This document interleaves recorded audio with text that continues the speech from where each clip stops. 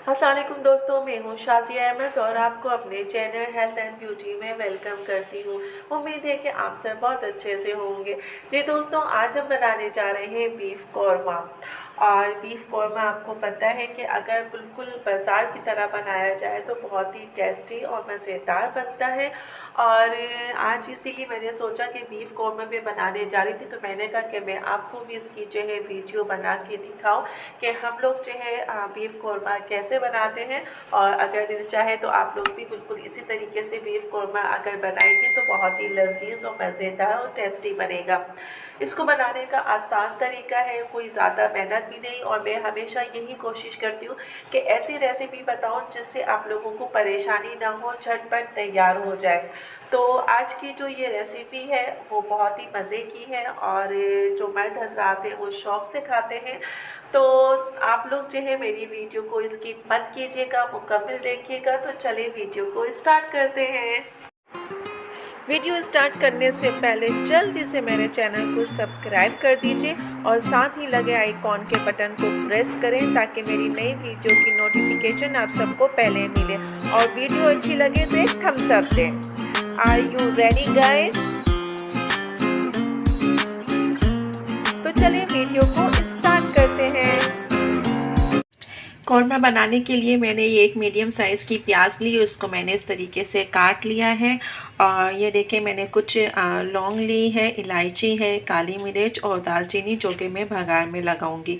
उसके बाद ये दही लहसुन का पेस्ट है और ये मैंने इसमें जो है मसाले जैसे कि हल्दी है, पिसी हुई धनिया और जो है मिर्च वो मैंने ली है।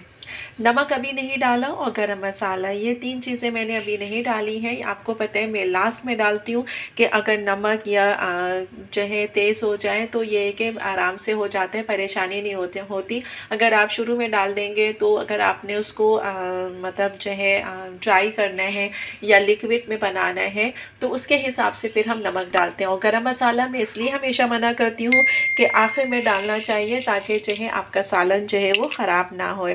तो अभी हमारा ऑयल जो है गरम हो रहा है। ये देखिए ऑयल जब हमारा खूब गरम हो जाएगा उसके बाद मैं ये सारी चीज़ें इसमें डालूंगी। ये मैंने गोश्त लिया है, उसके मैंने खूब साफ़ तरीके से इसको वॉश कर लिया। वॉश करने के बाद जो है मैंने इसको बहुत ये बड़े पीस होते हैं तो मैं थोड़े से और छोटे कर लेती हूँ क्योंकि मुझे बड़े बड़े जो हैं अच्छे नहीं लगते। तो ये हमारा जो है मैक्सिमम आधा किलो के करीब गोश्त है जिसका हम आज कौरमा बना रहे हैं। तो तेल गरम हो जाए उसके बाद फिर बताते हैं कि हमने क्या करना है। ये देखिए प्याज मैंने डाल दी है। अब प्याज में जब ये ब्राउन हो जाएगी तो फिर मैं इसको निकाल लूँगी। उसके बाद जो है फिर मैं जो मैंने वो मसाला निकाला था साबुत वो डाल के जो है मैं भगार लगाऊंगी और फिर गोश्त डालूँगी। ये देखें अभी हमारी हो रही है। जब ये ब्राउन हो जाएगी तो मैं उसको निकाल लूँगी और हाथ से मसल के आपने डालना है, इसको पीसना नहीं है। ये देखिए मैंने गोश्त और वो सारा मसाला मैंने इसमें डाल दिया है जो मैंने भगार के लिए निकाला था। अच्छा हमारे यहाँ जो है कम खाते हैं लेकिन अच्छा खाने की कोशिश करते हैं। तो हमारी अम्मी यही कहती हैं कि आप जो है ना गोश्त की भुनाई ज़रा सही से किया करें, उसमें गरम मसाला डालें। देखिए ये वही गरम मसाला है जो मैंने आपको दिखाया था। और ये अच्छी तरीके से अपने इसको जो है ब्राउन करूँगी। ब्राउन करने के बाद फिर मैं आपको दिखाऊँगी। ये देखिए हमारा गोश्त की जो है भुनाई अच्छी तरीके से हो गई है, यानी कि गोश्त हमारा देखें कितना अच्छा फ्राई हो गया है। और फ्राई होने के बाद बिल्कुल गोल गोल से हो गए। तो ये गोल गोल यूँ हो गए क्योंकि अच्छी खासी भुनाई हो गई। अब अगर आप इसमें मसाला डाल के पकाएंगे तो उसमें किसी भी गोश्त की ज़रा सी भी स्मेल आपको नहीं आएगी। हमेशा कोशिश क्या करें कि गोश्त का कोई भी आइटम बनाएं तो गोश्त को पहले ऑयल में फ्राई कर लीजिए ताकि उसके बाद आप कुछ भी बनाएंगी तो आपको ज़रा सी भी स्मेल नहीं आएगी। अब मैं ये जो बाकी मसाले थे ये सब इसमें डालूँगी और फिर उसके बाद 1-2 हाथ लगा के फिर मैं जो है इसको थोड़ा सा पकने के लिए रख दूँगी। ये देखिए अब ये हमारा है, मैंने 1-2 हाथ लगाए हैं और ये देखिए ये तो हमारा ऐसा लग रहा है ना कि तैयार है, बस निकालें। तो मेरे खाने ऐसे ही होते हैं और ये आप जब इसको देखेंगे ना तो वाकई बहुत अच्छा कौरमा बनेगा, बिल्कुल बाज़ार की तरह।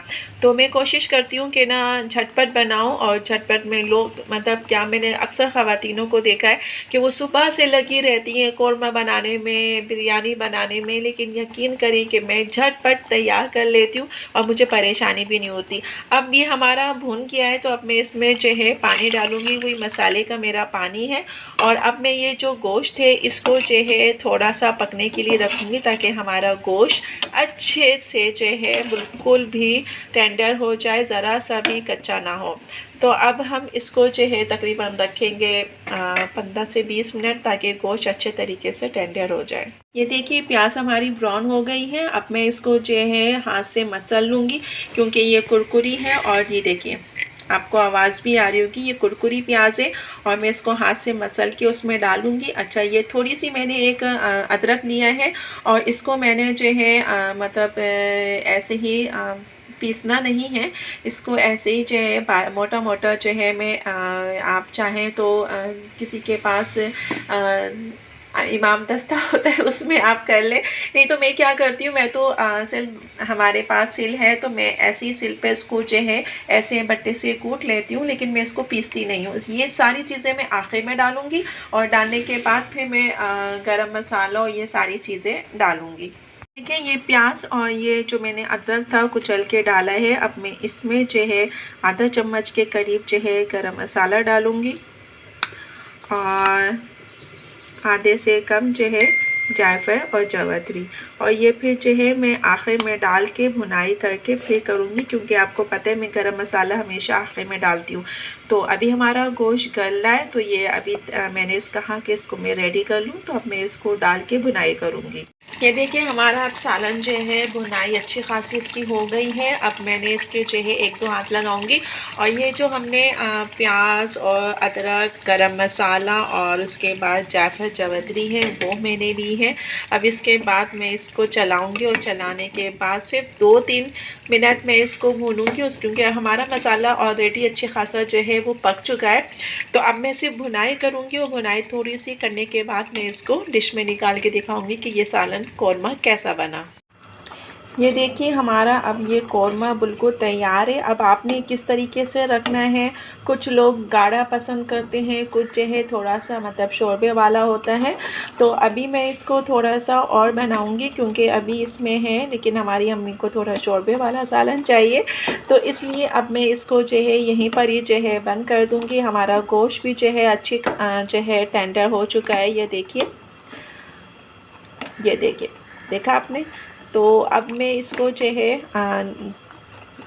डिश में निकाल के आपको दिखाती हूँ। हालांकि शोरबा बिल्कुल सही है क्योंकि कौरमा जो है हमारे यहाँ जो है अम्मी हमारी जो है थोड़ा शोरबे वाली चीज़ें ज़्यादा पसंद करती हैं, तो इसलिए मैं थोड़ा सा इसमें शोरबा रखूँगी। बाकी ये है कि कौरमा थोड़ा गाढ़ा होना चाहिए। और फिर मैं इसको अब ये डिश में निकालूँगी और फिर मैं आपको दिखाऊँगी कि सालन लग कैसे रहा है।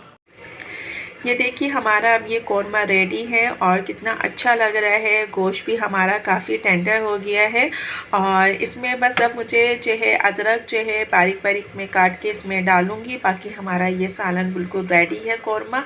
और खुशबू ऐसी आ रही है बिल्कुल बाज़ार की तरह क्योंकि मैंने अदरक को कुचल के और फिर मैंने डाला है। हमेशा अदरक को कुचल के डाला करें और प्याज जो आप फ्राई करते हैं उसको पीसा ना करें, पीसने से उसका जो टेस्ट है वो चेंज हो जाता है। और अगर आप जो है हाथ से मसल के प्याज को डालेंगे और जो है अदरक को जो है किसी भी चीज़ से आप सिलबट्टे में कुचल लें या हाथ से कर लें या फिर आपके पास जो भी हो इमाम दस्ता हो उससे कूट लें और कूट के और फिर डालें, और आप यकीन कीजिए कि बिल्कुल ऐसे ही खुशबू आ रही है कि जैसे कि बाज़ार से जो है कौरमे की खुशबू आती है। और देखिए मैंने कम लागत में और बहुत कम टाइम में इसको बनाया है। सिर्फ गोश्त को मैंने 20 से 25 मिनट जो है पकने के लिए रखा था और देखिए हमारा गोश्त भी जो है अच्छा खासा टेंडर हो गया है। तो इस कौरमे की रेसिपी को आप लोग ज़रूर ट्राई कीजिएगा। अगर पसंद आए तो अपने दोस्तों के साथ भी शेयर कीजिएगा। वीडियो अच्छी लगे तो एक प्यारा सा थम्स अप दीजिएगा। तो चलिए दोस्तों, चलती हूँ, दुआओं में याद रखिएगा और अपना बहुत ज़्यादा ख्याल रखिएगा। इंशाअल्लाह फिर आऊँगी एक अच्छी और नई वीडियो के साथ। जब तक के लिए अल्लाह।